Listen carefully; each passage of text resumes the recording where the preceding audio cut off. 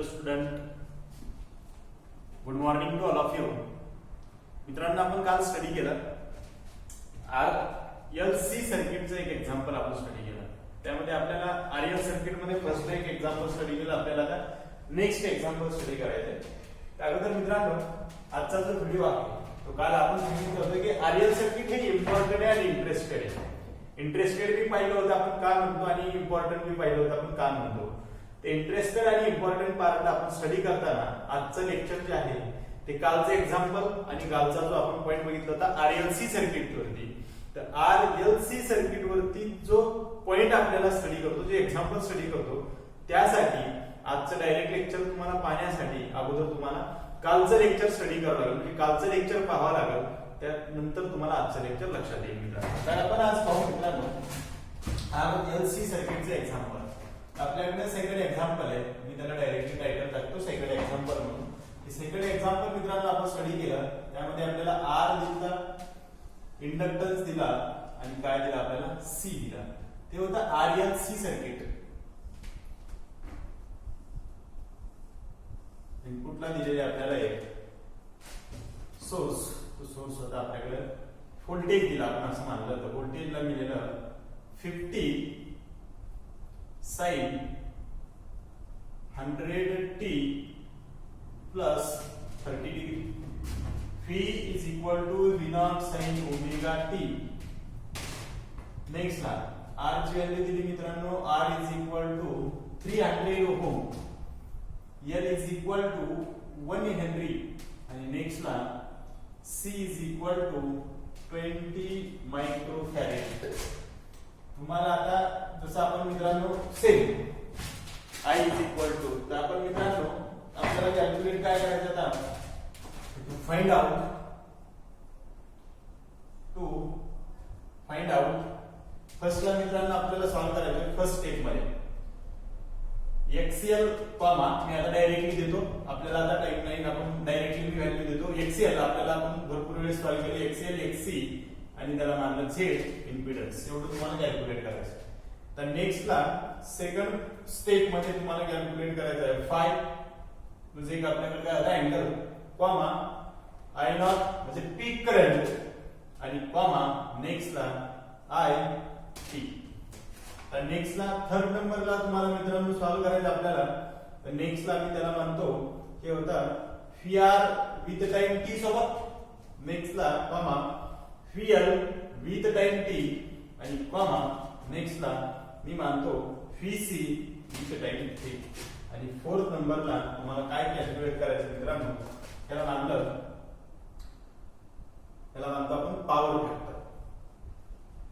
Power factor. आणि नेक्स्टला मित्रांनो comma त्याला मानला आपण ऍव्हरेज पॉवर. आणखी काय कॅल्क्युलेट करायचं आपल्याला ऍव्हरेज पॉवर. आता एकदम इझी मित्रांनो, कालपर्यंत मी जे स्टडी केलं एक एक्झाम्पल याच्यावरती आपण स्टडी केलं, त्यामुळे तुम्हाला काही प्रॉब्लेम येणार नाही. एक एक्झाम्पल आपण स्टडी केलंय. तुम्ही आता एक्झाम्पल ऑटोमॅटिक तुम्ही आता एक्झाम्पलला सॉल्व करू शकता किंवा तुम्ही हे स्टडी भी करू शकता. तरी मी तुम्हाला हे सगळं सॉल्व करून देऊ. आपण आता हे सगळं सॉल्व करण्यासाठी तुम्ही पॉज करा आणि पॉज केल्यानंतर तुम्ही त्याला सगळ्याला सॉल्व करा. जिथपर्यंत तुम्हाला सॉल्व होते जिथपर्यंत सॉल्व होते तिथपर्यंत तुम्हाला ट्राय करता येईल तेवढा ट्राय करा. आणि जिथपासून आपल्याला परत तुम्ही त्याला स्टार्ट करा, तुम्हाला लक्षात येईल. आता फर्स्टला मी कॅल्क्युलेट केला. आता मी सोल्युशन लिहायला आपण स्टार्ट करू. सोल्युशन लिहिल्यानंतर त्याला मानलं मी फर्स्टला मानतो सोल्युशन. सोल्युशन मध्ये काय सोल्युशन आहे आपल्याकडे फर्स्ट सोल्युशन आहे. फर्स्टला काय घेतलं आपल्याला XCL. काय म्हणू आपण त्याला XCL इज इक्वल टू काय होतं आपल्याकडे omega L. Omega L means omega is equal to 100 आणि मल्टिप्लाइड बाय L मीन्स काय होता 1 हेनरी. ते आला 100 ओम. हे झालं पहिली स्टेप. काय झालं मित्रांनो, पहिली स्टेप झाली सिंपल वाली XCL झाला. नेक्स्टला मी कॅल्क्युलेट करायला लागलो XC चा. XC is equal to 1 upon omega C. 1 upon 100 multiplied by 20 microfarad into 10 to the power -6. Micro means -6. तर नेक्स्टला की आपल्याला पॉवर 2 0 त्यातली पॉवर कॅन्सल झाली. तर माझ्याकडे 1 upon 2 multiplied bye 10 to the power किती राहील -3. हे -3 वरती गेलं त्याची व्हॅल्यू बी ते 1 into 10 to the power plus 3 divided by याला 2 प्लस 3 3 प्लस आहे म्हणून 3 शून्य दिले डिवायडेड बाय 2 ते किती आले 500. तर मित्रांनो आन्सर किती आला माझ्याकडे 500 ओहम. काय आला आता XC. काय आला आपल्याकडे XC. त्याच्यामध्ये मी ABC असं म्हणतो त्याला मित्रांनो. पहिल्या स्टेप मध्ये याला आपण A हे काय म्हणू B. म्हणजे XC ची व्हॅल्यू किती आली 500 ओहम. आता नेक्स्ट ला मित्रांनो आपल्याला काय सॉल्व करायचं हे झालं आपल्याकडे. काय म्हणतो आपण याला XL इज इक्वल टू किती आला 100 ओहम. नेक्स्ट ला XC इज इक्वल टू किती आला 500 ओहम. आता काय कॅल्क्युलेट करायचं Z मीन्स इम्पिडन्स. इम्पिडन्स ला मी कॅल्क्युलेट करत त्याला म्हणतो मी C. Impedance is equal to Z is equal to in under root R square plus. आता आपल्याकडे मॅक्झिमम व्हॅल्यू कुणाची इथे किती L हेनरी आणि C is equal to 20 microfarad. XL is equal to किती आपल्याकडे 100 XL ची व्हॅल्यू आणि XC ची व्हॅल्यू किती 500. तर मॅक्झिमम कोण झाला XC. मग आपण काय करणार XC मायनस XL. मित्रांनो जो मॅक्झिमम पॉवर असेल म्हणजे मॅक्झिमम रिएक्टन्स असेल तो अगोदर घ्यायचा मायनस काय करायचं मिनिमम वर. मग आपल्याला कॅल्क्युलेट करता येईल. मग आपण मानणार मॅक्झिमम जो कोणतं सर्किट झालं आपल्याकडे इथं मानणार XC मायनस XL आहे आणि XL मायनस XC असतं. तर XL म्हणजे इंडक्टिव्ह सर्किट मधून कॅपॅसिटिव्ह सर्किट मायनस केलं असतं. मॅक्झिमम कोण आहे आपल्याकडे कॅपॅसिटिव्ह म्हणून कॅपॅसिटिव्ह मायनस इंडक्टिव्ह आणि इकडे काय राहील R. त्याचा जो रिझल्टंट आहे त्याला काय म्हणलं आपण Z मीन्स इम्पिडन्स. आता काय कॅल्क्युलेट करायला लागलो आपण इम्पिडन्स आहे R इज इक्वल टू 300 चा स्क्वेअर प्लस XC ची व्हॅल्यू किती आपल्याकडे 500 मायनस 100 चा square in under root 300 square plus next ला किती झालं आपल्याकडे 400 आणि 3 आणि 5 असं 4 असं त्याचं इन अंडर रूट मध्ये जी व्हॅल्यू आली त्याचा स्क्वेअर केला तर किती आले डायरेक्टली लिहून मित्रांनो. त्याला किती आला आपल्याकडे 3 आणि 4 असं त्याला किती मानलं आपण 500 ओहम. त्याला Z इम्पिडन्स 3 आणि 4 किती आला 500. त्याला माझ्याकडे मित्रांनो 500 ओहम हे आला 500 ओहम हे आला आपल्याकडे Z मीन्स इम्पिडन्स. नेक्स्ट ला हे 500 आला तर हे किती आला आपल्याकडे Z इज इक्वल टू मित्रांनो 500 ओहम. आता 500 ओहम झाला. आता नेक्स्ट ला काय कॅल्क्युलेट करायचं मित्रांनो phi is equal to phi calculate करत असताना याला मी आपण सेकंड स्टेप मध्ये म्हणतो. तर फाय इज इक्वल टू आता फाय कॅल्क्युलेट करायचं असतं तर काय करणार आपण tan phi is equal to. आता tan फाय कशामध्ये घेणार आहेत आपण इथं काय आपल्याकडे R आणि इथं काय आपल्याकडे Z आणि इथं काय म्हणतो आपण XC मायनस XL. इथे अँगल किती मित्रांनो फाय. हे डॉट डॉट याला मानलं परपेंडिक्युलर याला काय मानलं मी बेस. तर tan phi is equal to perpendicular upon base. Perpendicular किती इथं आपल्याकडे XC minus XL is equal to 500 minus 100 इथे किती आला 400 आणि इथं रेजिस्टन्स किती 300. तर इथं परपेंडिक्युलर 400 बाय 300 0 0 कॅन्सल आउट तर राहिलं किती आपल्याकडे 4 बाय 3. तर tan phi is equal to 4 by 3. तर फाय इज इक्वल टू जे इक्वेशन आलं मित्रांनो आपल्याकडे phi is equal to tan inverse 4 by 3. तर tan इनवर्स 4 बाय 3 कधी असतो phi is equal to 53 degree. हे आपण स्टडी केलं 53. 3 बाय 4 असेल तर किती मार्क 37 डिग्री. ते होतं मित्रांनो आपल्याला phi is equal to 53 degree आला फाय. आता फाय ची अशी इफेक्टिव्ह फाय कॅल्क्युलेट करा. आता काय कॅल्क्युलेट करायचं I नॉट. आता I not is equal to the व्हॅल्यूला काय कॅल्क्युलेट करतो आपण I not is equal to next ला याच्यामध्ये A आणि याच्यामध्ये B मागतो A आणि B. तर I not is equal to I not calculate करायचं. I not is equal to ची व्हॅल्यू काय I not is equal to V not upon Z. V not किती 50. V not is equal to 50 divided by Z is equal to 500. 0 ला 0 cancel तर 5 divided by 50 ते 0.1 ampere. हे काय आला माझ्याकडे I not is equal to त्याला मित्रांनो आपल्याला 0.1 एम्पियर. तर नेक्स्ट ला I नॉट आला. आता काय कॅल्क्युलेट करायचं मित्रांनो आपल्याला I is equal to I T time मध्ये. तर नेक्स्ट ला I ला टी टाइम मध्ये कॅल्क्युलेट केलं तर A B C मानतो. तर I with respect to T च्या फंक्शन मध्ये जे करंटचे इक्वेशन आहे ते कॅल्क्युलेट करायचे मित्रांनो I नॉट साइन ओमेगा आपल्याला माहित नाही साईन किती इक्वेशन आहे. आता नेक्स्ट ला इक्वेशन कोणतं आपल्याला कोणतं सर्किट आहे म्हणणार आपण इंडक्टिव्ह या कॅपॅसिटिव्ह सर्किट. जे मॅक्सिमम आहे कॅपॅसिटिव्ह सर्किट आहे. कॅपॅसिटिव्ह सर्किट मध्ये काय करतो आपल्याला current leads potential by 90 degree. तर किती म्हणणार आपण जे इक्वेशन आहे कशाचं करंटचं टाइम t सोबत. तर आपण काय म्हणतो याच्यामध्ये जे इक्वेशन लीड करतो करंट आहे म्हणजे म्हणणार आय नॉट साइन ओमेगा म्हणजे किती आपल्याकडे 100t प्लस 30 आणि प्लस 5 प्लस किती म्हणणार 5 म्हणजे व्होल्टेजला लीड करतो करंट म्हणजे पुढे म्हणून आपण काय लिहिलं 5 आणि हेच इक्वेशन इंडक्टिव्ह सर्किट असतं तर आपण काय लिहिलं असतं -5. आपण कोणतं लिहिलं आता +5 +5 काय लिहिलं करंट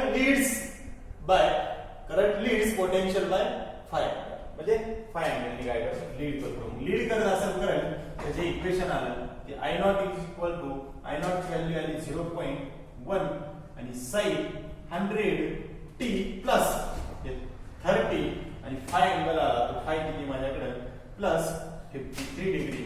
तर टोटल जे इक्वेशन आहे ते 0.1 sin 100t प्लस 83 डिग्री. हे कायचं इक्वेशन आलं मित्रांनो करंटचे इक्वेशन. हे इक्वेशन मानला करंट कायचं इक्वेशन आलं मित्रांनो करंटचे इक्वेशन. आता एक करंटचे इक्वेशन झालं ते एकदम इझी मेथड आहे आपल्याकडे मित्रांनो करंटचे इक्वेशन फाइंड आउट करा. मला करंट सांगितले आता कोणतं सॉल्व करायचं फी आर टी. तर फी नेक्स्ट ला याला मानला आता मित्रांनो आपण फी जे इक्वेशन आहे ए बी नेक्स्ट ला स्टेप ची स्टार्ट होईल आपली. आता ती स्टेप कोणती मित्रांनो आपल्याकडे त्या स्टेपला मानतो मी थर्ड. आता थर्ड वाल्या स्टेप मध्ये त्याला थर्ड वाल्या स्टेप मध्ये आपल्याला व्ही आर टी ला सॉल्व करायचं.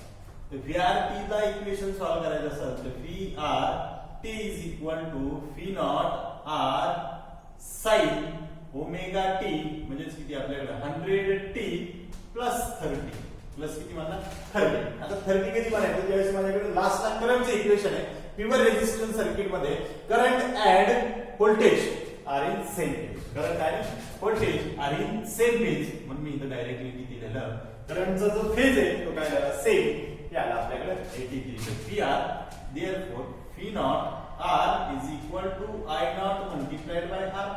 आय नॉट ची व्हॅल्यू किती 0.1 मल्टीप्लाइड बाय 300 तर एक मल्टीप्लाय तर किती आलं 30 व्होल्ट. किती आले 30 व्होल्ट. तर लास्टला equation P R T is equal to किती आपल्याकडे हे टोटल इक्वेशन इथं मल्टीप्लाय 30 व्होल्ट आणि नेक्स्ट ला साइन 100t प्लस 83 या माझ्याकडे मित्रांनो काय इक्वेशन आहे पी आर. व्होल्टेज कोणता आपल्याकडे voltage across resistive circuit potential difference across the resistive circuit. Resistive circuit चे अक्रॉस कोणतं पोटेंशियल. नेक्स्ट ला मित्रांनो हे झालं आपल्याकडे क्लियर. आता आपल्याला काय स्टडी करायचं पीएलटी. पीएलटी ला आपण स्टडी केलं त्याला मानतो मी ए त्याला बी त्याला मानतो पीएलटी. तर पीएलटी चे इक्वेशन काय येणार PL with time T is equal to PL P not L sign.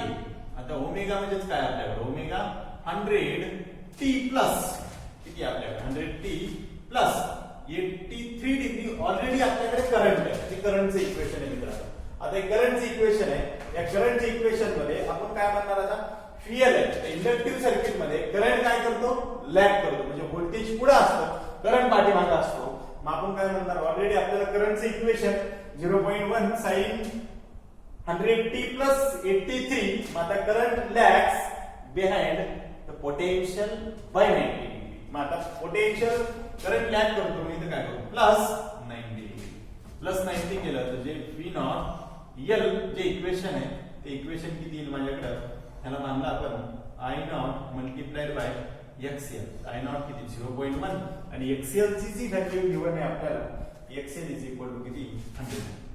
XL is equal to 100 multiply किती आले 10 व्होल्ट. तर लास्टला इक्वेशन आलं आपल्याकडे मित्रांनो V not L is equal to V not L ला काय म्हणणार आपण 10 त्याला लिहायचं व्हीएल टी टाइम. तर 10 नेक्स्ट ला साइन 100t आणि प्लस जो फेज अँगल आहे तो किती राहील मित्रांनो 173 83 प्लस 90. त्या मित्रांनो आपल्याकडे VT चं इक्वेशन काय आलं VT चे इक्वेशन आपल्याला काय कॅल्क्युलेट करायचं आता VCT चे इक्वेशन. आता VCT चे जे इक्वेशन राहील आपल्याला VCT चे equation ABC VC with time t VCT with time t. Next ला मित्रांनो जे आपण स्टडी करतो त्याचा आपल्याला काय कॅल्क्युलेट करायचंय आपण मानलं हे इक्वेशन आहे तर VC with respect to t times तर t टाइम्स ला कॅल्क्युलेट करत असेल इज इक्वल टू V नॉट C sin 100 omega t means 100t plus 83. आता इथे काय करणार minus current leads potential by 90 degree. इथे काय करणार मायनस 90 व्होल्टेजच्या पुढे पाय बाय वर आपण काय म्हणणार करंट. आता नेक्स्ट ला V नॉट देयरफॉर V नॉट C is equal to I naught multiplied by XC. XC ची व्हॅल्यू किती होती XC ची व्हॅल्यू होती 500. XC ची व्हॅल्यू किती होती 500. 0.1 multiplied by 500 500 ने मल्टिप्लाय केलं तर किती आलं 50. तर लास्ट ला आन्सर आलं VC with time t is equal to मित्रांनो आले 50 आणि नेक्स्ट ला मल्टिप्लाइड बाय sin नेक्स्ट ला 100t प्लस सॉरी आता काय किती येईल आपल्याला 100t प्लस 83 मायनस 90 मग राहिले किती मायनस 7 डिग्री. किती राहिले मित्रांनो आपल्याला मायनस 7 डिग्री. हे होते इक्वेशन आपल्याला VC विथ टाइम t सोबत म्हणजे पोटेन्शियल अक्रॉस कॅपॅसिटर हे झालं आपल्याला. आता नेक्स्ट ला काय फाइंड आउट करायचं मित्रांनो आपल्याला हे इथपर्यंत क्लिअर झालं. रिअलिटी झाला VC with respect to time t झाला. आता कॅल्क्युलेट काय करायचं power factor and average power. तर पॉवर फॅक्टर अँड एव्हरेज पॉवरला मी लक्षात द्यायचं मित्रांनो पॉवर फॅक्टर अँड एव्हरेज मी आता याला मानतो 4 ला याला मानतो मी P मानलं पॉवर फॅक्टर. या पॉवर फॅक्टर मध्ये आपण काय स्टडी करतो cos phi काय कॅल्क्युलेट करतो cos phi. आता cos phi कॅल्क्युलेट करत असताना तिथे आपल्याला जी व्हॅल्यू आली ती व्हॅल्यू होती मित्रांनो याला मानतो होतो मी 3 आणि इकडे किती आला 4 तर हे अँगल होता आपल्याकडे 5 आणि इथे किती आलं तर 5. हे होतं 3 4 आणि 5. लक्षात आहे मित्रांनो. तर आपल्याला आता कॅल्क्युलेट काय करायचं पॉवर फॅक्टर. तर cos phi is equal to म्हणजे cos phi is equal to ला काय नाव देतो आपण बेस अपॉन हायपोटेनियस. तर बेस अपॉन हायपोटेनियस तर 3/5 याला मानलं cos phi. cos phi किती आला मित्रांनो 3/5. cos phi पॉवर फॅक्टर किती आला 3/5. आता नेक्स्ट ला पॉवर फॅक्टर झाला. आता काय कॅल्क्युलेट करायचं एव्हरेज पॉवर. आता एव्हरेज पॉवरला मी 5 ला कॅल्क्युलेट केलं त्याला मानलं एव्हरेज पॉवर. नेक्स्ट ला AB याला मानतो मी B. आता काय कॅल्क्युलेट करायचं आपल्याला एव्हरेज पॉवर.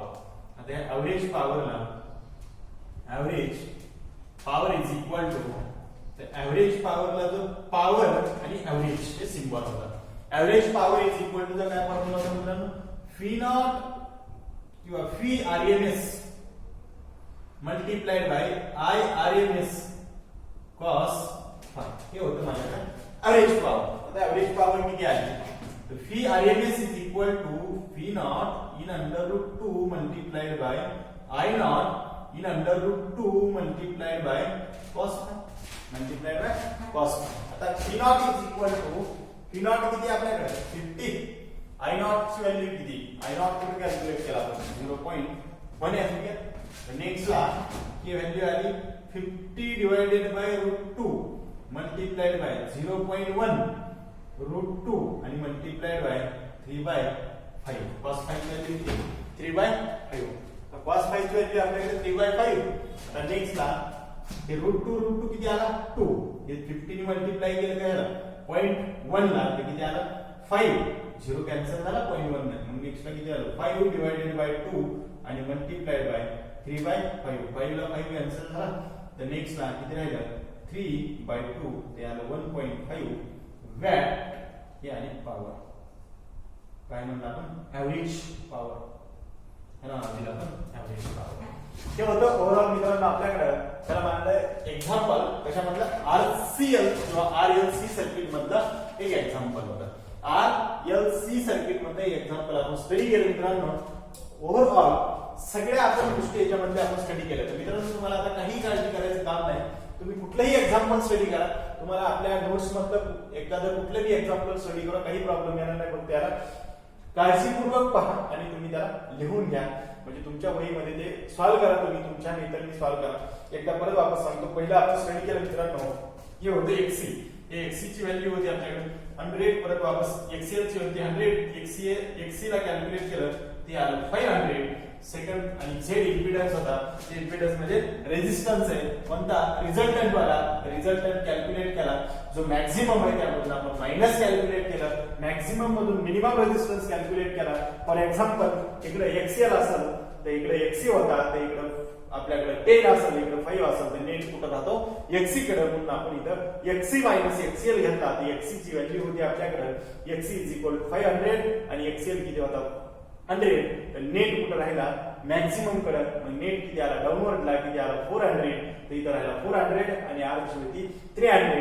त्याचा नेट रिझल्ट आला 500. 3 आणि 4 चा नेट रिझल्ट किती आला मित्रांनो 500. हे आला Z इम्पिडन्स. आता इम्पिडन्स आला 5 कॅल्क्युलेट केला, तर 5 is equal to 5 tan 5 is equal to perpendicular upon base. तर परपेंडिक्युलर ची व्हॅल्यू होती 400 डिवाइडेड बाय बेस होता 300. तर 4 by 3. तर 4/3 ची व्हॅल्यू आपल्याकडे 53. tan inverse is equal to 53. हे कॅल्क्युलेट केलेला जो आपल्याकडे फाय अँगल आहे तो आला 53. नेक्स्ट ला I0 is equal to peak current आहे. तो peak current is equal to V0 म्हणजे peak voltage divided by all resistance. All resistance means कोणता आपल्याकडे इम्पिडन्स. तर 50 डिवाइडेड बाय 500. 5 0 ला 0 कॅन्सल, तर 5 डिवाइडेड बाय 50 तर किती आलं 0.1 एंपियर. त्याला काय नाव दिलं आपण, ह्याला नाव दिलं आपण पीक करंट म्हणजे I0. आता नेक्स्ट ला I विथ टाइम t जे इक्वेशन आहे I0 sin omega t plus 30 जे इक्वेशन आहे त्यामध्ये प्लस करंट काय करतो लीड करतो. पण त्या सर्किट मध्ये आपण कोणतं सर्किट मानलं आता XC मायनस XL आहे म्हणून कॅपॅसिटिव्ह सर्किट आहे. आणि कॅपॅसिटिव्ह सर्किट मध्ये आपण किती मानलं त्याला आपण मित्रांनो प्लस ऍड केला म्हणजे 53 डिग्री ऍड केलं तर 53 डिग्री ऍड केलं म्हणून 5 अँगल ऍड केला तर टोटल इक्वेशन आलं I with time t is equal to 0.1 हे पीक करंट आहे साइन. नेक्स्ट ला 100t प्लस 83 डिग्री. नेक्स्ट ला काय होते इक्वेशन मित्रांनो आपल्याकडे I विथ टाइम. आता नेक्स्ट ला VR विथ टाइम t म्हणजे potential across the resistance is equal to. Next ला VRT is equal to V0 R sin omega t means 100t plus 83 degree. 83 degree ला आपण काय करणार मित्रांनो आता 83 ला V0 R ला कॅल्क्युलेट केलं तर I0 multiplied bye R multiplied by 300 नी मल्टिप्लाय केलं तर नेक्स्ट ला आलं 30. हे 30 sin omega t means 10t plus 83. Current and voltage are in same phase. कोणत्या सर्किट मध्ये प्युअर रेझिस्टिव्ह सर्किट मध्ये करंट आणि व्होल्टेज काय असतो इन फेज मध्ये असतो. म्हणून त्याला जसा तसा फेज डिफरन्स मी लिहून ठेवला मित्रांनो. आणि आपल्याला काय आला V0 R म्हणजे पीक रेझिस्टन्सची पीक व्हॅल्यू आली ते आपलं 30 आला व्होल्टेज म्हणजे पीक व्हॅल्यू. नेक्स्ट ला VLT मध्ये V0L is equal to I0 multiplied by XL. कोणता रेझिस्टन्स घेतला XL म्हणजे इंडक्टिव्ह रिऍक्टन्स. इंडक्टिव्ह रिऍक्टन्स होता माझ्याकडे 100 नी 0.1 ला मल्टिप्लाय केलं तर 10 व्होल्ट आलं. आणि नेक्स्ट ला जो फेज अँगल आहे त्या फेज अँगलला करंटचा जो फेज अँगल आहे 100t प्लस 38 डिग्री. आता ज्यावेळेस आपल्याकडे इंडक्टिव्ह सर्किट आहे तर व्होल्टेज हे करंटला लॅग करतं. म्हणून आपण काय केलं करंटच्या इक्वेशन मध्ये प्लस 19 काय केलं ऍड केलं. त्याचे इक्वेशन आलं VL with respect to time t is equal to 10 sin. आणि नेक्स्ट ला त्याला मानलं परत वापस काय मानलं त्याला 100t प्लस 173 डिग्री हे इक्वेशन मानलं. आता नेक्स्ट ला मित्रांनो C is equal to VCT is equal to VCT is equal to V0C sin 100t plus 83 minus 90. आपण कोणतं इक्वेशन मानलं मित्रांनो प्युअर कॅपॅसिटिव्ह सर्किट मध्ये करंट काय करतो लीड करतो. करंट लीड करत असेल तर व्होल्टेज कुठं असेल पाठीमागे असेल. कितीच्या पाठीमागे -π/2 नी. तर π/2 मीन्स किती आपण मानलं 90. तर V0C is equal to I0 multiplied by inductive capacitive reactance आणि 0.1 multiplied by 500 is equal to 50. तर 50 sin ओमेगा t आणि -70 डिग्री हे होतं माझ्याकडे कॅपॅसिटी सर्किटचं पोटेन्शियल.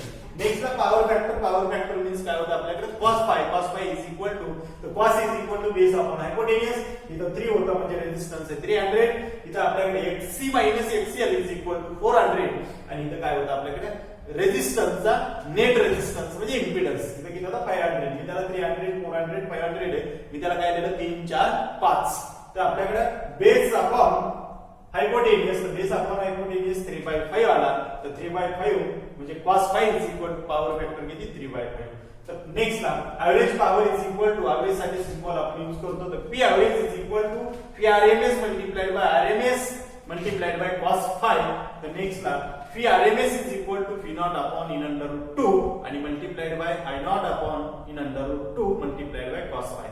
P नॉट ची जी व्हॅल्यू होती ती P नॉट पीक व्होल्टेज होतं, तर पीक व्होल्टेज किती होतं 50 आणि I नॉट आहे तो पीक करंट होता, तो पीक करंट किती होता 0.1.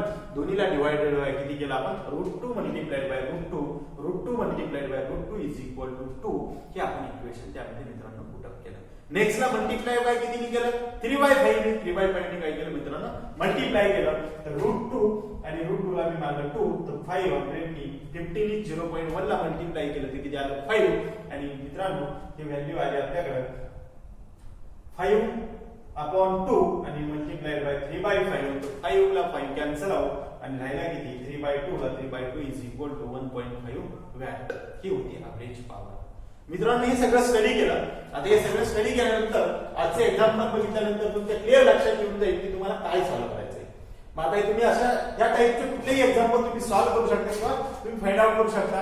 आता काही प्रॉब्लेम नसेल 2 एक्झाम्पल आपण मित्रांनो याच्यावरती स्टडी केले आणि आज आपण तुम्ही आणखी याच्यावरती नंबर ऑफ क्वेश्चन तुम्ही सॉल्व्ह करा. काही प्रॉब्लेम असेल तर आपल्याला सांगा आणि परत मला व्हॉट्सअपवर तुम्ही मेसेज टाकू शकता की असा प्रॉब्लेम आहे सर, हे मला एक्झाम्पल समजलं नाही किंवा हे सॉल्व्ह झालं नाही, ते तुम्ही मला वापस रिप्लाय मध्ये तुम्ही त्याच्यावरती मला फोटो टाका व्हॉट्सअपवरती, मी तुम्हाला त्याचा सोल्युशन सांगेन किंवा समजून सांगेन. हे काळजीपूर्वक पहा मित्रांनो आणि आजचा आपण जो लेक्चर आहे एवढंच घेऊ आणि स्टॉप करू आणि उद्या नंतर आपण जरा नेक्स्टला दुसरा पॉइंट आपण स्टडी करू. आज आपण इथेच थांबू आणि तुम्हाला काही प्रॉब्लेम असेल तर तुम्ही मला व्हॉट्सअपवरती सेंड करा.